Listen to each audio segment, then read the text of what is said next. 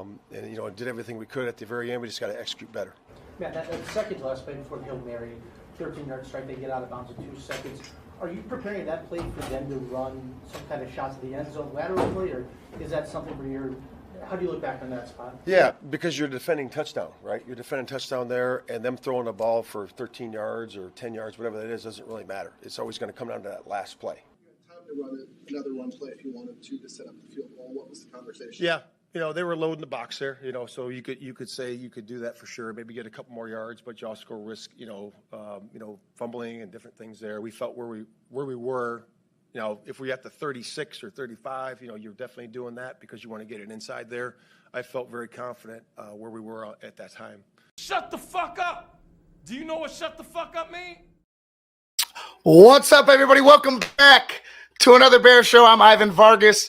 Yeah, shut the fuck up already, Coach. I'm done listening to your nonsense. That was Matt Eberflus post-game of Washington and this past weekend as the Bears fell 20-19 against the Green Bay Packers. Before we get started, guys, as always, like, share, subscribe, become a patron if you have not already. I've been cutting the tape. I'll have it done tomorrow, and obviously once Phil is, I'm sure he'll be back to regular times this week. We'll see what's going on, but Thursday should be the target date for the patrons to check out the film. Last night I wasn't available. I had some car issues, but Big Steve and Phil held it down. Black Phil and White Phil held it down on the Bear Down with Big Steve and DDP. It was a good show from what I saw. Just wanted to play that clip, at the beginning because it was something that Steve had pointed out and he wanted to get on. I'm pretty sure I had it loaded up for him, so I'm sure he used it. If he did not, I used it now because it goes back to what we always said, and coaching matters. And, now there's been reports with the decision-making with LaFleur, and I'm forgetting their special teams coach. The guy came from Vegas. Is it Graziano? No, I'm going to screw it up. Either way, it reports that they were already coaching the idea of blocking a field goal, already recognized the weakness in the Bears line when it came to protection of the field goal. Again, something that skips by this coaching staff, and it's beyond frustrating at this point. Those of you that saw me pop on BHL, I just wasn't in a mood for a rant. I really wasn't, and I'm really not now. I'm just very excited to see our quarterback grow. There's obviously something with the connection between Thomas Brown and the offense. I don't know. They said they haven't spoken to each other much, Caleb and Thomas Brown, but Thomas Brown obviously has his mind in the game when it comes to offensive operations. At least against the Green Bay Packers this week, it was very impressive. Caleb was impressive. I felt like the Bears were good enough to win. They were good enough to win, and then in the end, something as small as hey, how do we block this kick, or how do we make sure that these guys reassure that they need to shore up the middle of the line. And then even prior to that, and I'll get to that in a minute, the offense or the coaching decisions prior to the field goal team coming on the field, right? Not going for it there. But going back to Caleb, I just want to focus on him for a second, because here's a kid that was, it's like a week to week. People just want to, he's a bust. And then you'll get quiet when he has a good game. But Caleb Williams did everything that he had to do to regain my trust. I don't think I ever lost trust in him. He, like I said, he's a rookie quarterback. He's going to have growing pains. We've said this all along, but the talent that he has is undeniable. And it's a shame that he's been, hamstrung by a incompetent OC, an OC who And you know what? Let me dial it back. Let me say this. Maybe Shane Waldron just doesn't know how to operate with a younger guy, right? We mentioned it before. Thomas Brown had, a younger guy last year. He had to move on from him, obviously. He saw how to operate with him, and then, obviously he saw how to operate without him. But just in a week, the game plan for Caleb Williams and the offense looked like the game plan I was expecting week one, with Shane Waldron, and it just wasn't there with him. So, to see progression from Caleb after I would call his worst game as a pro. And I know, you want to point statistically to that first game against Tennessee. You could chalk it up to whatever you want to chalk it up to. Well, obviously Shane Waldron was a huge part of that, but that Patriots game, being there, watching it, it was his worst game, like just as a pro. And then statistically, to throw it out the way, it looked like his worst game as a pro. Now, how much Shane Waldron was a part of that? Obviously, it was enough to get him fired. But Caleb owns up to it. He owned up to it in front of his teammates, in front of his coaches, and it's impressive that he did that.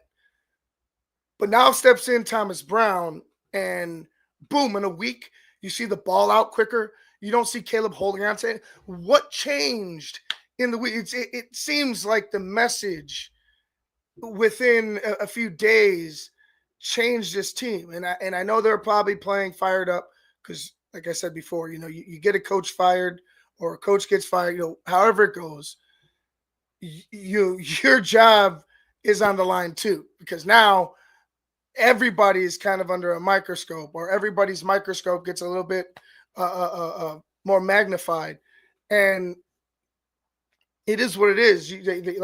It's a business, but you do see teams take another step. Sometimes they don't, but this team ended up doing so. So I give them credit, but again, looking at how Caleb came in here with a 1 week with Thomas Brown, it just gives you more hope that, hey, we have the guy capable, with the tools capable, with the mindset capable of overcoming things, even his own faults, getting better at his own, on his own, and not making the same mistakes.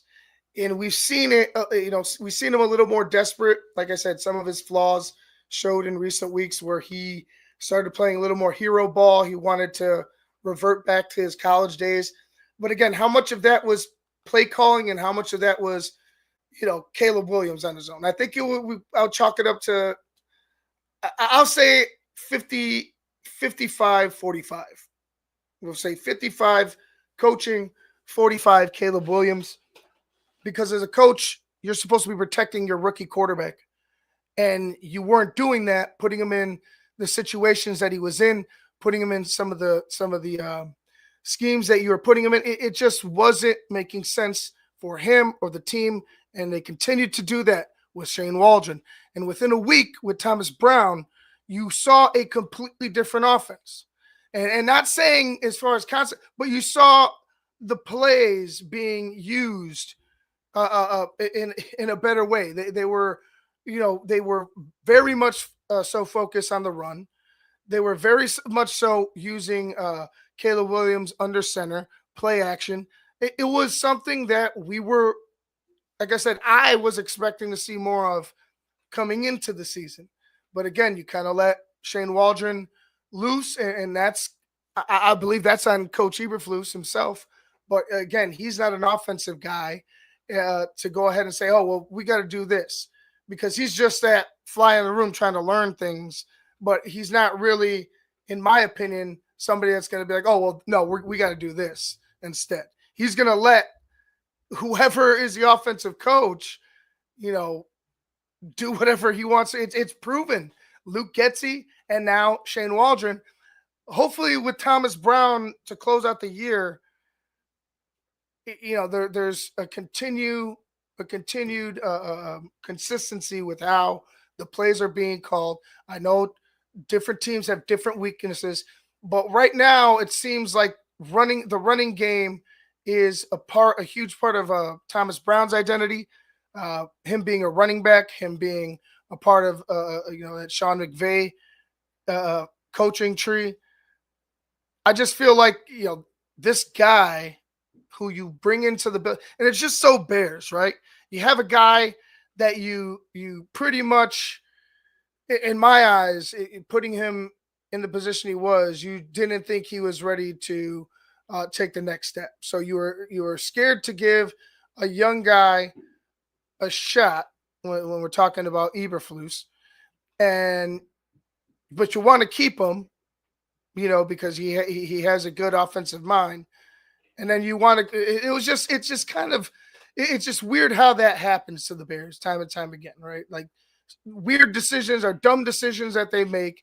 They either have the guy in the building or they let him go. You know what I mean? I hope Thomas Brown is not let go, because especially if this continues, because I think this might be what we see, moving forward.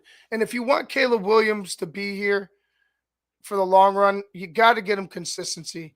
And if he's responding to this guy, so be it. Now, the bad part of that, right? The downside is you're probably expecting Flus to keep his job, especially if Caleb keeps progressing, and if the Bears go ahead and steal a couple games, maybe he keeps his job. And don't kill me, because I don't want him to be here.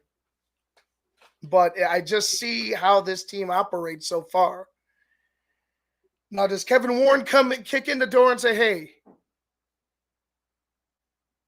Brian, you had your shot last year. I expected this team to be a playoff team. It was not. Now, let's move forward and find another guy. That's totally possible. But again, if you're able to steal a few games, it's not out of the realm of McCaskey to do so, right? It's not out of their tendencies to go ahead and keep a guy because they think, oh, well, maybe we're right there. Maybe the issue was, just the OC, right? It was just Thomas Brown. Oh, excuse me. It was just Shane Waldron, and Thomas Brown came in here, brings in. It's just, again, Thomas Brown doesn't make that decision to not continue moving the ball down the field. You know what I'm saying? Eric Washington didn't make the decision to not to play prevent defense and allow 13 more yards to be given up to the Commanders prior to that Hail Mary. It's on Matt Eberflus. Time and time again, these colossal, losses that we continue to have ever so frequently, week by week, it falls on one man, and that's the head coach. And I'm going to go bring it up. Greg Braggs from CHGO, God bless him, because he had me fucking fired up with his post-game rant about the whole thing. I'm just going to bring it up before we bring in this joker. I was going to say something. I was going to call him something else, but we'll save the stuff, good stuff for last. When I think of something good. But let me find Greg, because oh god, it was fantastic. Just lights out stuff, and it just goes to show you that everybody knows, man. And it's not just Greg preaching it; it's all of us. It's everybody knows what the issues have been. Everybody understands, and they see that these head coaches are almost. I almost want to say George is looking for a head coach, and and you might say, oh well, Ryan's hiring or what? No, there's influence, man. There's total fucking influence. They're looking for a guy. I want to say in their image, right? How like they want to mold. They want their coach in their image. They want that specific guy to be coaching and winning, because that's how they want it to be done. Almost like a script. Almost like a script, right? And it's sad. Let me find this with Greg because it was fucking amazing. Hopefully I didn't fucking lose it here. Let me go bring it up. But looking at that Packer game, I was very down on the Bears going in. And here we go. And it just seeing how the offense was operating really had me. Oh, here we go. Let me go bring it up.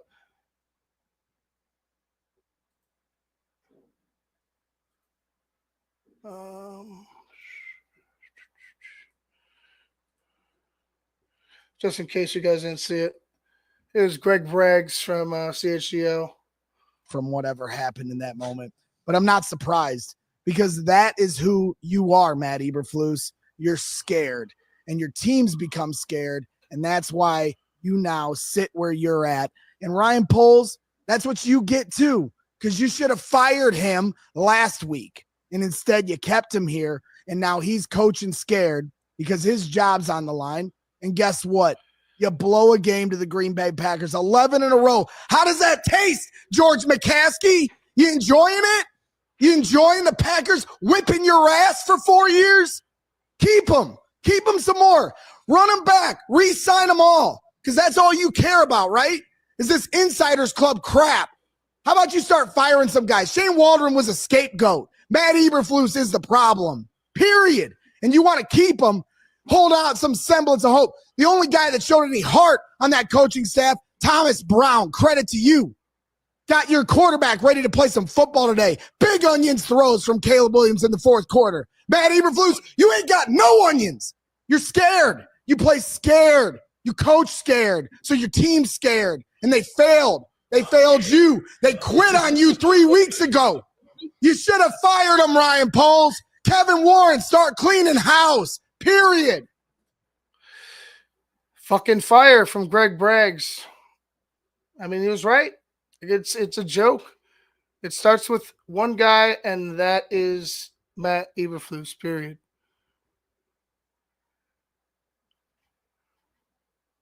I just wish it was. I wish they would have made the choice prior to, because I'm looking at Jim Harbaugh in the Chargers and how they're operating. They shot down Dan Quinn twice. Twice.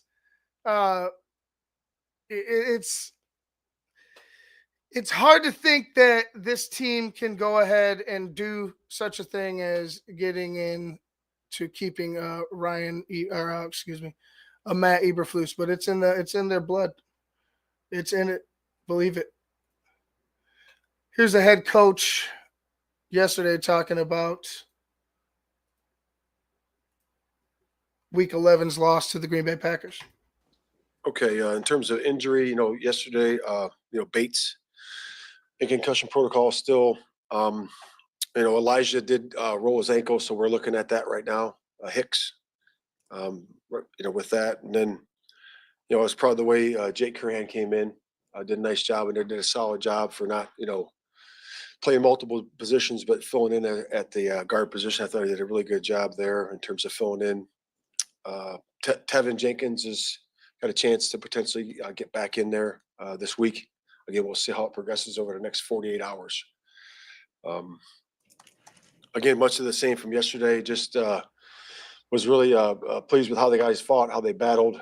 Offense, really had a spark, and looking forward to getting the game plan going for this week, and moving on to Minnesota. But again, disappointing loss from yesterday. As we work into it, the guys were all positive in the team meeting. I showed them sequencing of the first half. Playing complementary. You guys, this is a joke. All right, this on the screen there where it says time. It's just calm down. Like, I'm just happy he had a good week, but I like to joke around, so don't go all crazy. Yeah, you too, Jimmy K. Don't. It's a joke. Let's calm our tits.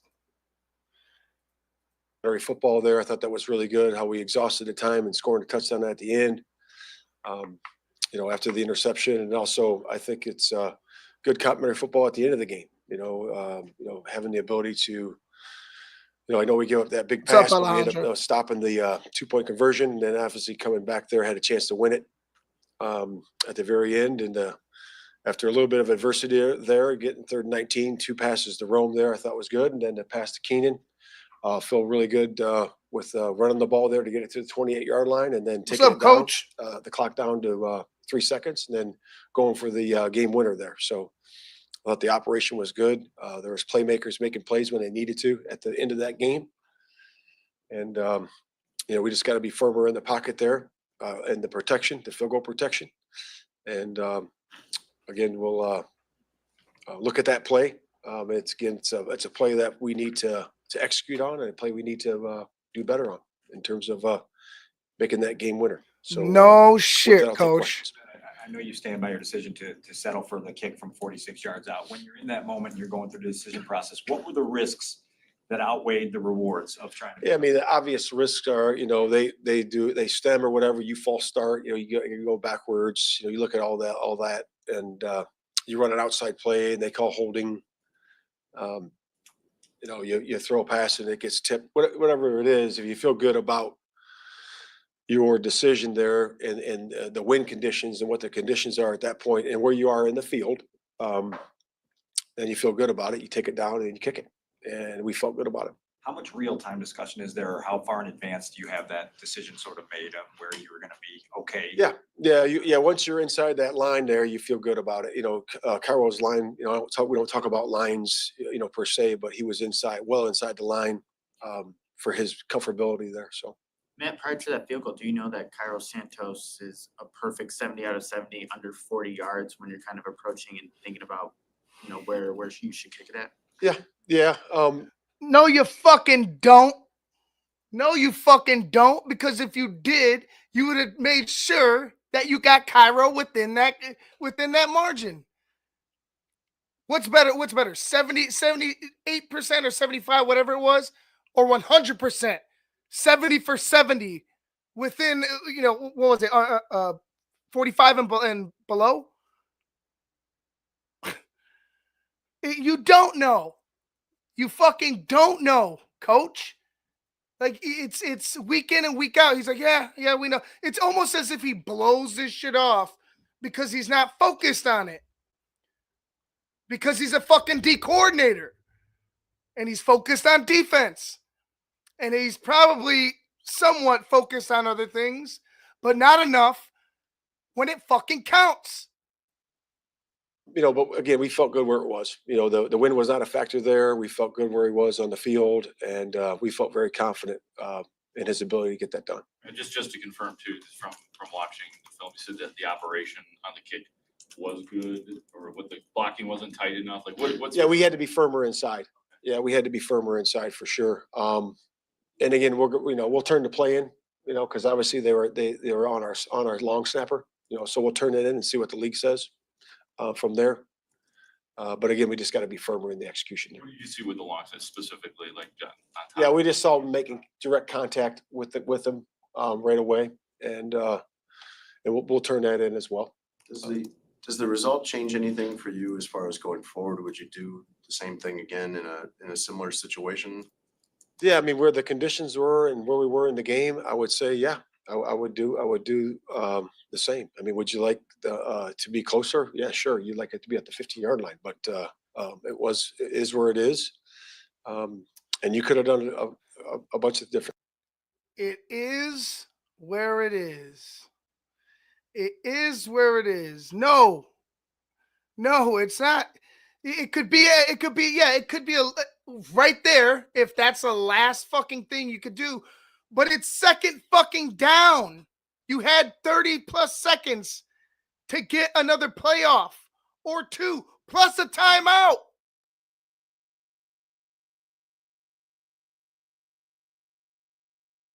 There's no killer instinct in this motherfucker. None.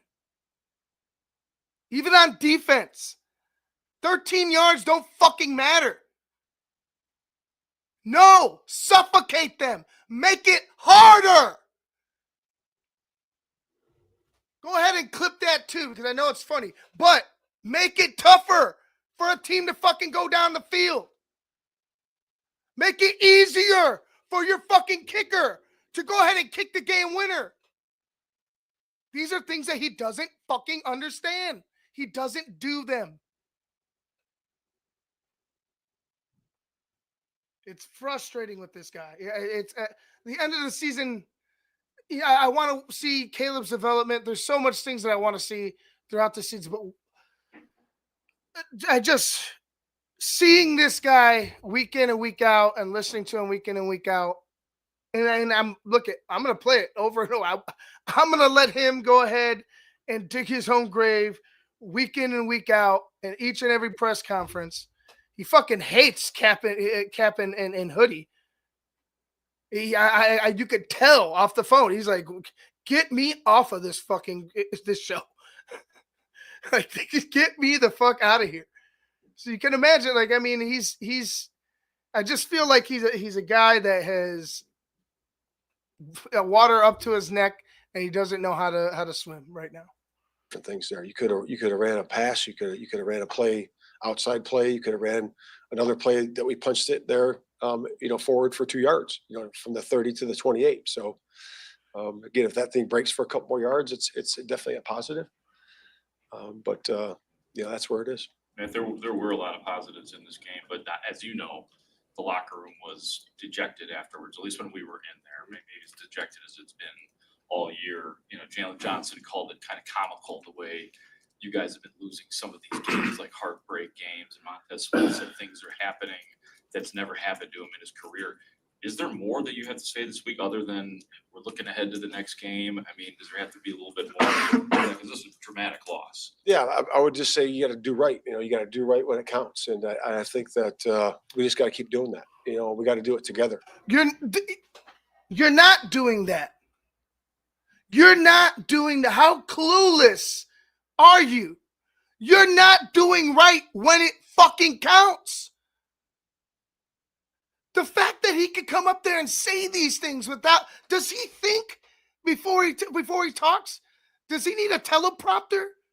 Somebody type up a script for him, because clueless. When it counts, you're not hitting the mark, coach. That's what it is. That's the issue with your team. Montez Sweat is saying these are things that have never fucking happened to him because of your decision making. It's beyond obvious. It's beyond obvious. But will something be done right now? No.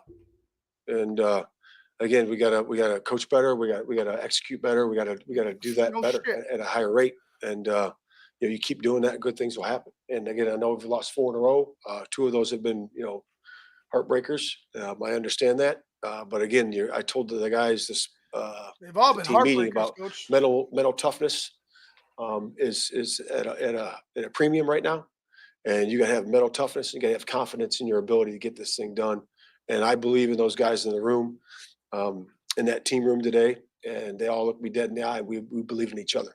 Matt, what did you like about Thomas's ability to get the ball in a lot of different ways, especially in the first half? Yeah, it was good. DJ is obviously really good at run after catch. So the more times you can get him, and he does a lot of things well. But that's one thing he does well. He's like a running back with the ball in his hands. So got great contact balance. You saw that on those screen passes, and I showed those in the team room today. And the effort that other guys put in to those plays, the other receivers, Keenan, Rome, all the guys blocking for him, the linemen doing the kick out blocks. And it was really, really good in terms of the execution, but the effort was even better.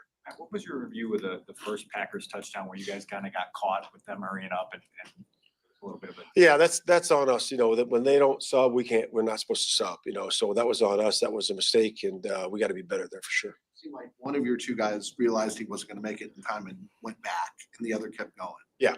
Yeah. Is somebody shouting from the sidelines, hey, get back here? Or yeah, we shouldn't have sent him in. Yep, there was no sub there, so we should have done better there. So again, something that he'll say He'll say we, but the answer is you. You should have done better. You see from Caleb's improved performance, specifically in this game? I would just say the distribution to the skill was really good. I thought his timing, his progressions were good, really good, and that was out through the whole week. His whole week was like that. His completion percentage was high during the week. His ability to adjust and change as he did, in one of those last plays when they brought zero pressure, the throw to Keenan, he was able to adjust and change the protection to max protection, and be able to deliver the ball on time, and be able to see that. That was really good to me. And again, I had a meeting with him this morning. We went through all the plays, and there's a lot of good things in there. Matt, do you think, regardless of how the losses have happened, to be 4-6 with this roster, do you think that's underachieving? What talent you guys have? Yeah. You don't want to be 4-6. Some teams are 4-6 because they got a 4-6 roster. Yeah. We're 4-6 right now, and we're looking forward to this competition coming up on Sunday. And we are where we are, and we can only focus on this one right here. And I know we've had some disappointing losses. We're disappointed in those, but you can't look back. You got to look forward, and you got to look upward, and that's where we are. Matt, Okay. Some disappointing losses. Let's see. Indianapolis. You have Washington. What's that? 5, 6. You almost have 5 disappointing losses this season, Coach. 5 disappointing losses. Were you, the Houston game? I'm not sure. That one's a toss-up. I'm not going to say that. That's a. Were the decisions in that game good? No. But that's a game that I'm not going to say that was too. That was a game that I expected the Bears to win coming in. But games that I expected the Bears to win, 5 games really right now that the Bears should have won in my eyes. 2 of them, they were just not prepared and blown the fuck out. And then 3 of them just continued poor coaching decisions from Matt Eberflus. But hey, might as well be the same guy, right? Matt Nagy or Matt Eberflus is Matt Nagy is Mark Trestman. the defense has just 5 sacks in the last 3 games and only 1 yesterday. What's kind of going on with that? Yeah, definitely needed more a better coordinated pass rush. Getting on the quarterback, hitting the quarterback. Again, that's something we have to look at. We have to be better there for sure, and that's something we're going to look at this week for sure. It's something that we have to be coordinated with and have a better result. Caleb mentioned last night that he got the plays in quicker. Thomas just in his helmet. It seems like a small thing, but was that something you guys were aware of with Shane? That it may have been coming in a little slower than Caleb had wanted? Yeah, I do like the tempo in which we operated. In terms of play caller to the quarterback to the offense, getting to the line of scrimmage. That was way better in terms of the energy and the timing of it, and that's going to be good going forward too. That was Coach Matt Eberflus of the Chicago Bears. Unfortunately, talking about his decision making in the game, going over the game that was yesterday. To say that again that we've been doing or we're going to continue to do things right at the end. I just don't. I don't believe you, man. I don't believe you, dog. I don't believe you, big dog. I don't know what to tell you, but it's not. It's not looking good for you, right, Coach Dre? That face screams I'm cooked. I noticed it wasn't any Bears logo on his sweater. Maybe I'm just looking, too far into something. but we'll see. Doesn't seem very confident though, in my eyes. Doesn't seem like a coach that I don't know. He's saying that they all looked him in the eye and they're all down with him, but it's like, well, what the fuck else are they gonna do, man? Like, what are they gonna do? Abandon you at this point? Like, there's no other way but forward.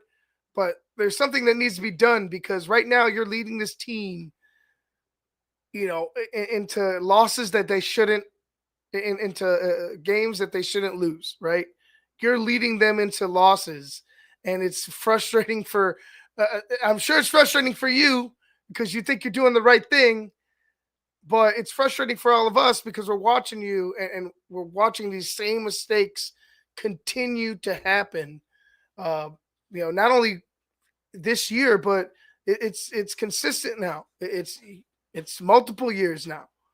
Regardless of what you want to say, it's year 3. You want to throw away that first year? I don't give a. It's still year 3, and you're still not as developed with the decision making as a first time head coach. It's gonna have to figure something out here with Ryan Poles because he loses another game with poor decision making. Let's say Caleb is having a fantastic game and this shit happens again. You're gonna hear the crowd. You're gonna hear the fans, and this time it's going to be a lot more magnified. Another game like this where you lose and you have questions about your head coach's decisions late in the game, not only really throughout the game, right? I mean, there were still questions throughout the game. I thought they should have, after they went forward on 4th down, got the crowd into it. Caleb wanted to go for 4th down. I felt on that drive, you're there. You need touchdowns. You need to run this team over. I felt like they should have went for it at the goal line there, and tried to maximize try to add on to their score with the touchdown instead of a field goal. Make it a multiple score game, right? Multiple possession game. But again, killer instinct. That idea of let's fucking put our boots to these guys' necks is not there with Coach Eberflus. Guys, I wanted to keep it short today. I appreciate everybody that joined me in the chat. I'm going to get to cutting this tape. I know I just missed the show yesterday with Steve and Phil. I was pissed about that because I was ready to talk with those guys about it, and I was excited, and then the car fucking farted on me. So it is what it is. Life sucks sometimes, but it gets better. We'll just keep moving forward. All right, guys. I'm Ivan Vargas. I appreciate you. Make sure you guys check out tomorrow. Keep it at 100 at 7:30. I'll probably be there a little late. But Phil, Shane, Cherie will be there holding it down. I'm sure you guys will be as well. And then you got Cars Keys on Thursday. I probably won't be doing a Friday show. If I do, I'll be, you'll see it. And then, of course, we'll have the pregame show. I will be at the game. Shout out to Sean Stewart. I'm going to go see the Vikings play the Bears this weekend.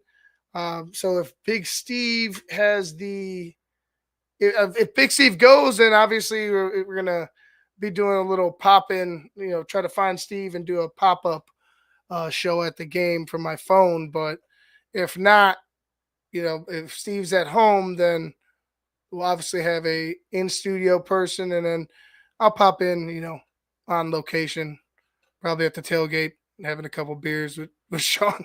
But yeah, it should be fun regardless. We'll obviously T10L is always here, always holding it down throughout the week and on Sundays with the pregame show, the halftime show for the patrons, and of course BHL. Also on Thursday, don't forget DDP's film breakdown for the patrons. So become a patron today and check it out. All right, guys. I'm Ivan Vargas. I'm going to get the hell out of here because I'm a little tired, and I got I got a lot of tape to cut. So, trying to do this in increments. But, anyways, appreciate you guys. I'm out. Shut the fuck up. Do you know what shut the fuck up mean?